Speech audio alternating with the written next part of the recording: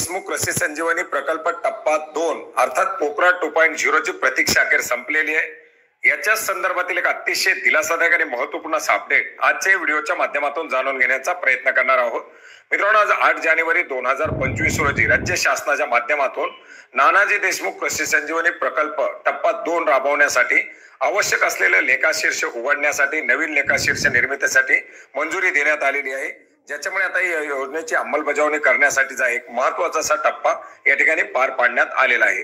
मित्रांनो, राज्यामध्ये पूर्वी 15 जिल्ह्यामध्ये, ज्याच्यामध्ये नाशिक जिल्ह्यातील मालेगाव तालुक्याचा समावेश करून 16 जिल्ह्यामध्ये ही योजना राबवली जात होती। याचा टप्पा 1 संपला होता आणि राज्यामध्ये टप्पा 2 राबवण्याकरता ऑक्टोबर 2024 मध्ये झालेल्या मंत्रिमंडळाच्या बैठकीमध्ये मंजुरी देण्यात आलेली होती आणि याच अनुषंगाने 14 ऑक्टोबर 2024 रोजी एक महत्त्वपूर्ण असा GR निर्गमित करून राज्यातील 21 जिल्ह्यामध्ये, पूर्वीचे 16 जिल्हे आणि याच्यामध्ये विदर्भातील नवीन 5 जिल्हे, अशा 21 जिल्ह्यातील 6960 पेक्षा जास्त गावांमध्ये ही योजना राबवण्यासाठी मंजुरी देण्यात आलेली होती। याच्या अंतर्गत समाविष्ट करण्यात आलेल्या गावाची यादी प्रकाशित करण्यात आलेली होती आणि या गावामध्ये हा टप्पा 2 राबवण्याकरता मंजुरी देण्यात आलेली होती। मोठ्या प्रमाणात शेतकऱ्यांना, मोठ्या प्रमाणात या लाभार्थ्यांना, या गावातील नागरिकांना या योजनेची प्रतीक्षा लागलेली होती। मित्रांनो, योजना सुरू करत असताना या योजनेसाठी 6000 कोटी रुपयाच्या निधीची तरतूद करण्यात आलेली आहे।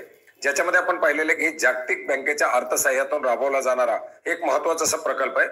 याच्या अंतर्गत अनुदानाचं वितरण करणं असेल, जागतिक बँकेकडून आलेलं अनुदान त्याच्यामध्ये ठेवणं असेल, या सर्व बाबी पूर्ण करण्याकरता या योजनेच्या अंतर्गत अतिशय महत्त्वाचा असा टप्पा तो म्हणजे या योजनेसाठीचं लेखाशीर्ष उघडणं।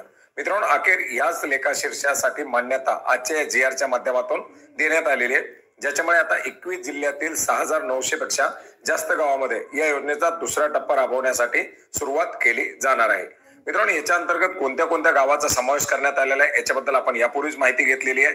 त्याच्या अंतर्गत जर तुमचं गाव समावेश असेल तर या पोकराच्या अंतर्गत राबवल्या जाणाऱ्या योजनांचा आता तुम्हाला लाभ मिळण्यासाठी मदत होणार आहे। मित्रांनो, ते लेखाशीर्ष निर्मिती झाली, याच्यानंतर पुढे जी काही निधीची तरतूद केली जाईल, याच्या अंतर्गत जागतिक बँकेच्या माध्यमातून जो काही निधी दिला जाईल तो या लेखाशीर्षाच्या अंतर्गत वितरित केला जाईल आणि पुढे लाभार्थ्यांना वितरण करण्यासाठी या निधीची तरतूद केली जाणार आहे। मित्रांनो, लवकरच याच्या अंतर्गत आता अर्ज मागणी सुरू केली जाईल। याच्या अंतर्गत लाभार्थ्यांना ज्या काही पुढच्या प्रक्रिया असतील त्या पार पाडण्यासाठी जे SOP निर्गमित केल्या जातील आणि याच्या संदर्भातील जे काही अपडेट येतील ते अपडेट आपण आपल्या चॅनलच्या माध्यमातून घेण्याचा प्रयत्न करणार आहोत। असेच अपडेट मिळवण्यासाठी नक्की संपर्कात राहा। भेटूयात नवीन माहितीसह, नवीन अपडेटसह। धन्यवाद।